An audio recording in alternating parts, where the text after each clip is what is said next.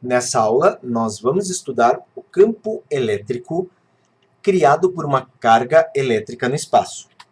Observe na imagem uma carga positiva e a uma certa distância r nós temos um ponto P e nesse ponto representado o vetor campo elétrico.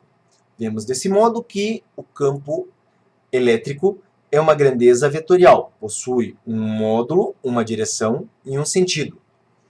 No caso de cargas positivas, o campo elétrico é sempre representado por um vetor que se afasta da carga. No caso de cargas negativas, observe que no mesmo ponto P, localizado à distância r, nós temos um vetor campo elétrico que aponta para essa carga. Para nós determinarmos o módulo do campo elétrico, nós utilizamos a expressão E, que representa o campo, 1 sobre 4πε0. Esse valor corresponde a uma constante que tem valor numérico 8,99 vezes 10 elevado à nona. Observe que esse valor é multiplicado por Q dividido por R ao quadrado, onde Q é justamente a intensidade de carga elétrica da carga geradora e R a distância dessa carga ao ponto P. Nós faremos agora uma análise de como descobrir a intensidade do campo elétrico, não só a intensidade, mas também a orientação do campo elétrico que uma carga provoca sobre um ponto localizado ao longo do eixo X. Então, observe que a carga Q ela tem uma localização inicial, onde nós temos uma posição para ela x0, e na vertical uma posição y0. Nós temos o ponto P, que também possui uma localização xy.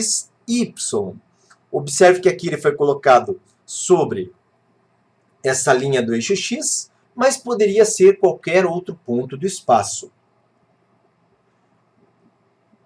Observe que entre o ponto P e a carga Q nós temos uma distância r. E esse r pode ser imaginado como um vetor de deslocamento. Esse vetor, em relação ao eixo X, ele tem um ângulo alfa. O campo elétrico, então, ele tem justamente a direção da linha R e no ponto P aponta para fora. Esse é o vetor campo no ponto P. Esse vetor ele pode ser decomposto, então, nas componentes EX ao longo do eixo X e EY ao longo do eixo Y. Para determinar o módulo do campo elétrico no ponto P, nós já apresentamos a expressão 1 sobre 4πε0, que multiplica Q sobre R ao quadrado. Porém, observe, uma vez que nós mostramos as componentes EX e EY, nós entendemos que o campo elétrico na forma vetorial é a componente EX multiplicado pelo seu vetor unitário mais a componente EY multiplicado pelo seu vetor unitário. Nós agora vamos proceder ao cálculo da determinação tanto de EX quanto de EY. Então, reduzindo a figura, nós começamos uma análise observando justamente que nós temos um triângulo e nós podemos extrair desse triângulo muita coisa importante. Então, no triângulo nós temos, inicialmente, aplicamos o teorema de Pitágoras, onde nós relacionamos as distâncias envolvidas. Então, nós sabemos que hipotenusa ao quadrado igual a um cateto ao quadrado mais outro cateto ao quadrado. Identificamos na figura que a hipotenusa é o maior lado, então é R. Nós temos um dos catetos, que é a distância de x a x0, que nós vamos chamar de x menos x0, e o outro cateto vai desde 0 a y0, portanto, y0. Substituindo, nós temos r ao quadrado igual a y0 ao quadrado mais x menos x0 ao quadrado, e nós podemos, então, representar r como sendo a raiz quadrada de y0 ao quadrado mais x menos x0 ao quadrado. Só que essa raiz nós representamos na forma de potência, ficando com meio. Uma outra relação no triângulo é justamente o Cosseno. Cosseno do ângulo alfa, que você vê no triângulo, é o cateto adjacente pela hipotenusa. Identificamos o cateto adjacente à distância de x até x0, portanto, x menos x0 sobre r. Agora, como fica a componente x? Nós sabemos que a componente x ela corresponde, ou nós temos que seu valor é um produto do campo elétrico E vezes o cosseno de alfa, porque a componente x é uma projeção de E sobre o eixo x. Então, nesse caso, nós sabemos que E é 1 4π E0, que multiplica Q sobre R ao quadrado, vezes o cosseno. Mas, observe que nós temos aqui que o cosseno é x menos x0 sobre R. Substituindo, então, nós temos 1 4π ε0, Q sobre R ao quadrado, x menos x0 sobre R. E observe que nós temos um produto R quadrado por R, onde chegamos num valor de R ao cubo.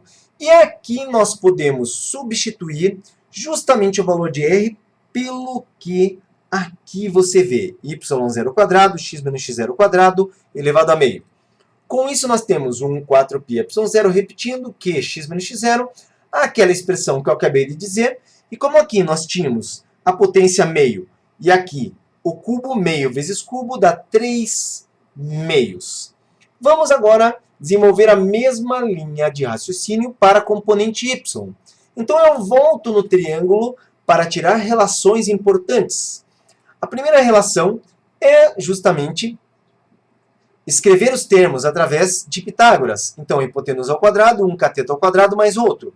Onde identificamos que a hipotenusa é R, um dos catetos é x menos x0 e o outro cateto vai de 0 a y0. Então, r ao quadrado, um cateto y0 ao quadrado e x menos x0 ao quadrado. De forma que, isolando r, temos y0 ao quadrado mais x menos x0 ao quadrado, potência meio que equivale a raiz. Agora, para y, precisamos desenvolver o seno, porque o y ele é oposto ao ângulo alfa. Então, a função aqui seria seno, cateto oposto pela hipotenusa. O cateto oposto vai desde y, nesse caso é 0 menos y0, afinal de contas, eu havia dito que P tem uma posição xy, dividido por R. Agora, a componente y fica EY é a projeção de E sobre o eixo Y. Então, E vezes seno. O E é 1 4π ε0, Q sobre R ao quadrado, multiplicado pelo seno, que nós temos aqui y menos y0 sobre R. Observe que caímos com R ao quadrado, que multiplica R. Portanto, repetimos 1 4π ε0, que y menos y0 R ao cubo. E o valor de R, você vê aqui no canto inferior esquerdo. Substituindo, 1 4π ε0, que y menos y0. E observe que aqui nós temos a expressão que aqui você vê, elevado a meio, que quando multiplicado pela potência do R, que era cubo, passamos a ter 3 meios. Determinamos então as componentes x e y. Observe então que eu agora tenho representado através do versor i.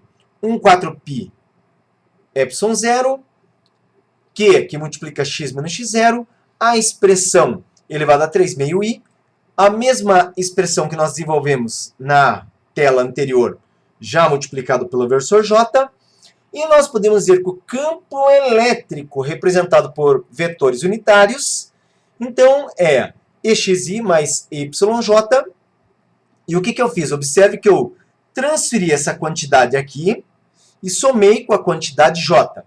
Então aqui nós temos, na forma literal, através de vetores unitários, mas quando nós queremos determinar o módulo do campo elétrico resultante, não se esqueça então que esse módulo E é a raiz de EX ao quadrado mais EY ao quadrado. Vamos exemplificar. Muitas vezes essa forma literal ela parece um pouquinho difícil no desenvolvimento, mas nós temos como exemplificar. Então eu peguei aqui ó, a posição y03, a posição em x0, que é menos 2, e a posição xy do ponto P, x menos 6, y0. Observe que em x, o módulo de x fica x menos x0. Você pode voltar aí na tela anterior, nesse vídeo. Então, você tem x menos 6 menos o x0, que é menos 2. 1 4π ε0. Aqui seria o y0 ao quadrado. X menos x0 elevado ao quadrado. Isso elevado ainda a 3 meios. Observe que nós temos para y é 0, y0 é 3, então fica y menos 3. y0 elevado ao quadrado, a posição x menos a posição x0, que é menos 2, elevado ao quadrado, elevado a 3 meios. Observe que nós podemos substituir naquele campo representado por vetores unitários, onde somamos ex e ey. Nesse caso, observe que menos 6, menos com menos é mais 2, então nós temos aqui, ó, multiplicando o que? Menos 4. E aqui é 9, menos 6, menos 2 é mais 2, então nós temos menos 4, que eleva ao quadrado 16, com 9, 25. O mesmo raciocínio para y, e aqui nós temos representado o campo elétrico em função da carga, porque nós não determinamos um valor para essa carga, não colocamos um valor para essa carga, mas se tivéssemos colocado, então nós teríamos um valor numérico aqui representado. E o módulo do campo elétrico resultante, se nós tivéssemos a representação aqui em números, nós jogaríamos nessa expressão que eu já havia comentado antes para determinar. Ainda para fechar essa aula, gostaria de falar a respeito do princípio da superposição, que vai ser muito importante, onde nessa aula nós desenvolvemos o raciocínio para uma carga no espaço, mas nada impede que nós tenhamos mais cargas no espaço, como uma carga Q1, uma carga Q2, uma carga Q3.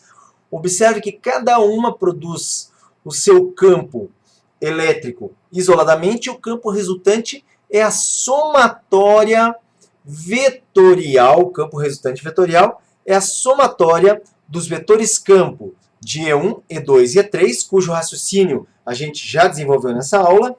E para ter, então, a solução desse problema, então nós chegaríamos à conclusão que o campo resultante, observe aqui, ó, uma vez determinado o valor de E1, E2 e E3 ao longo do eixo x, por isso a multiplicação pelo versor i, aqui E1, E2 e E3, as componentes de cada um desses vetores campo ao longo do eixo y, por isso multiplicado pelo versor j, e desse modo nós temos aqui o campo elétrico E na forma vetorial representada, certo?